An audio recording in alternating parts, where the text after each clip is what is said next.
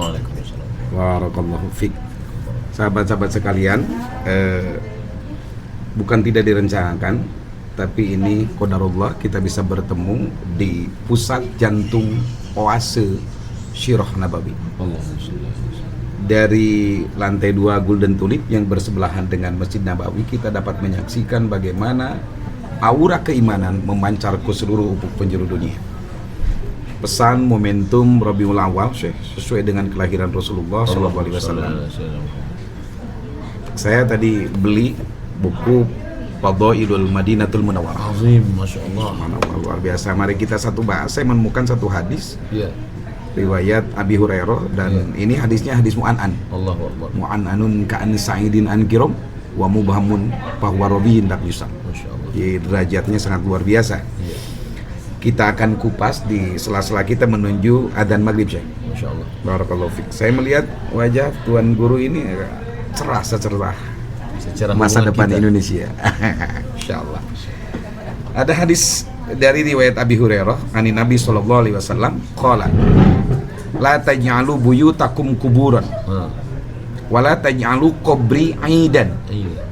wa sallu alayya fa inna salatakum tablughuni haitsu kuntum. Iya. Hadis riwayat Imam Ahmad, Abu Daud dan Baihaqi. Nih, gimana kisi-kisinya? La taj'alu buyutakum kuburan wa la taj'alu qabri aidan. Ini ada wa la taj'alu qabri aidan ini. La taj'alu qabri idan. Jangan kamu jadikan kuburku itu sebagai tempat hari raya, perayaan. Kita tidak bisa mengambil satu hukum dari satu hadis. Maka ada hadis lain yang disebut dengan tema maudhu'i, tematik. La'anallahu al-yahud wan nasara ittakhadhu qubur anbiya'ihim masajid. Allah melaknat Yahudi dan Nasara karena mereka menjadikan kuburan nabi-nabi mereka sebagai tempat ibadah. Jadi ini kubur, lalu kubur itu diratakan dengan tanah dan dibangunlah di atas kubur itu sinagog, dan di atas kubur itu dibangun kanisa, gereja. Iya, lalu di atas itulah dijadikan sebagai tempat ibadah. Maka Nabi melarang itu. Sedangkan Masjid Nabawi tidak ada kubur Nabi diratakan lalu di atasnya dibangun masjid. Tidak begitu. Kubur Nabi tetap dengan pagarnya, lalu kemudian ada Masjid Nabawi di sampingnya. Jadi posisi Masjid Nabawi, ini Masjid Nabawi, ini kubur Nabi. Jadi bahwa ada perluasan masjid itu di belakang kubur Nabi. Jadi tidak di atas kuburan ini. Bukan di atas kuburan.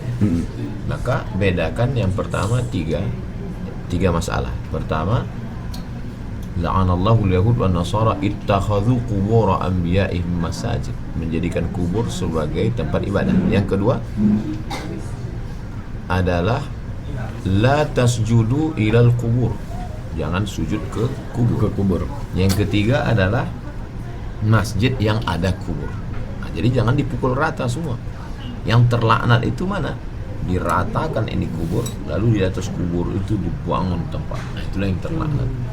Sedangkan sujud ke kubur, ini kubur, lalu ada orang sujud langsung pun, kalau dia tidak mempertuhankan kubur, misalnya pas lagi sholat id, tahu-tahu di samping masjid itu ada kubur, lalu kemudian sopnya tiba-tiba tergeser pas di depan kubur. Andai terjadi, hukumnya makruh. Karena dia tergeser sopnya tiba-tiba pas di depan kubur, makruh. Sedangkan kalau di samping kubur itu ada tembok, apalagi ada jalan, maka dia tidak dianggap sujud kepada kubur. Maka kalaulah sholat di masjid yang ada kubur, masjid yang ada kuburnya, biasanya masjid-masjid tua, masjid-masjid kerajaan, itu biasanya di samping masjid ada kubur. Kenapa? Pertama, tanah wakaf biasanya sepaket antara tanah wakaf masjid dengan tanah wakaf kubur. Yang kedua, orang-orang ingin diwakafkan dikuburkan di samping masjid supaya dia dapat salam orang beriman 10 kali. Pas mau masuk masjid, assalamualaikum ya ahlad diyar minal mu'minin wa inna insyaallah bikum lahiqun. Jadi setiap waktu didoain gitu kan. Dan ketika akan pulang juga, Allahumma fir lahum warham ila arwahi abaina wa ummatina jami'il muslimina wal muslimat. Nah, adapun kita ziarah ke makam Nabi sallallahu alaihi wasallam, karena sahabat Nabi Abdullah ibn Umar setiap dia pulang dari musafir, dia tidak pulang ke rumahnya, tapi dia datang ke depan makam Nabi dan mengucapkan assalamu alayka ya Rasulullah, assalamu alayka ayuhan nabiy wa rahmatullahi wa barakatuh. Bahkan ini Syekh katanya Imam Ibnu Katsir menjelaskan bahwa kita tidak boleh mengatakan untuk ziarah ke makbaroh Nabi, tapi ziarah kepada Nabi. Rasulullah. Iya. Kalaulah orang yang meninggal dalam keadaan syahid itu oleh Allah Tak jangan boleh dikatakan dikatakan mati. Iya. Apalagi Rasulullah. Iya. Imam Malik memakruhkan. Makruh menyebut, Makruh hukumnya menyebut ziarah ke kubur Nabi. tapi harus ziarah ke Rasulullah. Ziarah ke Rasulullah. Karena orang yang mati syahid, wala taqulu liman yuqtalu fi sabilillahi amwat. Jangan kau katakan orang yang mati jihad fi sabilillah itu mati. Kalau orang yang mati fi sabilillah aja enggak boleh disebut mati. Ada yang lebih hebat daripada orang mati fi sabilillah, siapa? Nabi Muhammad, Sayyidul Syuhada, Sayyidul Syuhada, Sayyidul Awwalin wal Akhirin, Sayyidul Anbiya wal Mursalin, Sayyidul Thaqalain. Maka dari mana? Saya dari berziarah ke Rasulullah. Bahkan saya punya guru di Sukabumi itu ada Mbah Jejan, mungkin pernah kenal Syekh. Iya. Mbah Jejan. Iya, Jejan. Oke. Wakil Talqin TKN itu. Iya.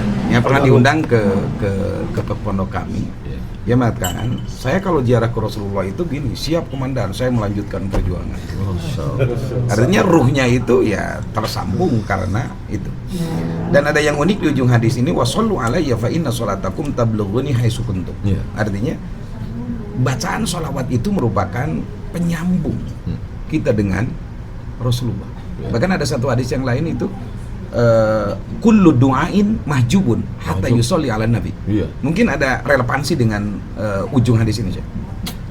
Karena semua doa itu terhijab, mahjub kalau tidak disebut nama dia. Makanya di awal doa, alhamdulillah rabbil alamin wassalatu wassalamu ala asyrafil anbiya wal mursalin. Doa kunut memang di awalnya tidak ada, tapi di ujung. Nastaghfiruka wa natubu ilaik wa sallallahu ala sayyidina Muhammadin nabiyil ummi wa ala alihi wa sahbihi wa baraka wasallam. Sedangkan doa Nabi Adam alaihi salam tetap menyebut nama dia. Apa kata Nabi Adam? Rabbana zalamna anfusana wa illam taghfir lana wa tarhamna lanakunanna minal khasirin. Atawassalu ilaika bihaqqi Muhammad. Aku memohon kepadamu ya Allah berkat kemuliaan Muhammad sallallahu alaihi wasallam supaya engkau ampunkan dosa-dosa. Hadis ini dibahas oleh Sayyid Muhammad Alawi bin Abbas Al-Hasani Al-Maliki dalam Mafahim Yajib an Tusahhah. Mbak Alawi itu bukan? Al-Hasani. Ini Syekh, kita keluar tema ini. Saya kira cukup untuk pembahasan di sini. Ini, kalau melihat Madinah Munawwarah, maka Al-Mukarramah, orang kan dari berbagai etnis datang. Ya. Tapi ada satu problematika umat Islam yang belum menjadi agenda bersama. Ya. Gaza. Gimana Syekh? Ini kan energi umat ini sesungguhnya dari 5 benua ini sudah terkumpul di tempat ini. Ya. Energi oase Sirah Nabi ini adalah ini mudah-mudahan menyatu menjadi sebuah ruh. Ya. Bagaimana umat Islam satu kata satu kekuatan untuk tahrir Masjid Al-Aqsa minan rehabin. Kita mundur ke belakang. Mundur ke belakang, yang membebaskan Konstantinopel itu kan Al-Fatih. Ya. Jadi bukan orang Al-Fatih bukan ulama. Al-Fatih anak muda, panglima perang, anaknya Sultan Mehmed. Anak Sultan Mehmed, anak Murad, anak Mehmed II ya kan. Iya. Lalu kenapa Al-Fatih bisa menjadi sang pembebas? Karena Al-Fatih dididik oleh Agha Samsuddin. Jadi jangan ditanya kenapa ulama nggak berjuang. Ulama itu perjuangannya mendidik. Anak didiknya itulah yang akan berjuang. Anak didiknya jadi Al-Fatih. Al-Fatih yang membebaskan Konstantinopel.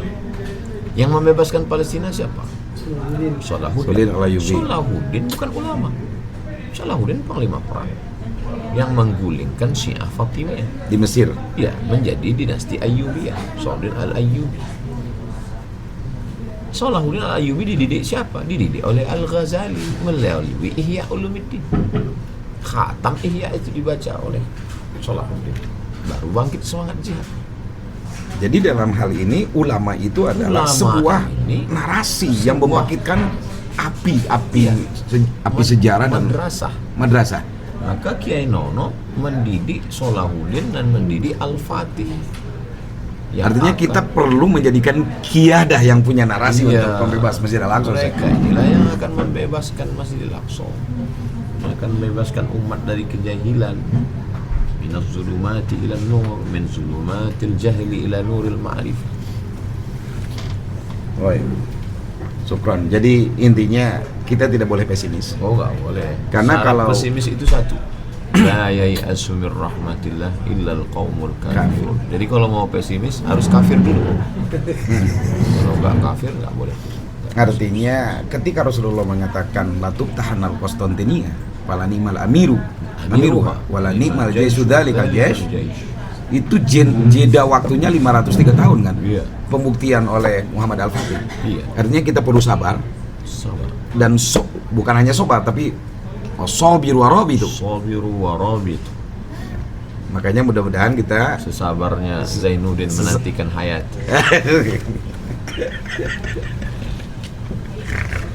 Subhanallah, alhamdulillah, perbincangan kita yang sangat bermakna di depan Masjid Nabawi, sebuah oase. Ini bukan layar TV ya? Bukan layar TV. Sebuah oase yang terus membangkitkan energi umat untuk bangkit dan bangkit. Dan insya Allah Sumatera dipersatukan, Indonesia, Asia Tenggara lewat Tuan Guru Profesor Dr. K.H. Ustadz Abdus Somad LC MA. Allahu Akbar.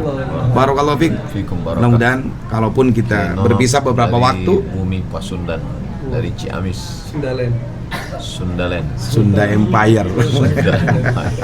Barakallahu fikum Ustadz. Fikum barakah. Demikian, assalamualaikum warahmatullahi wabarakatuh.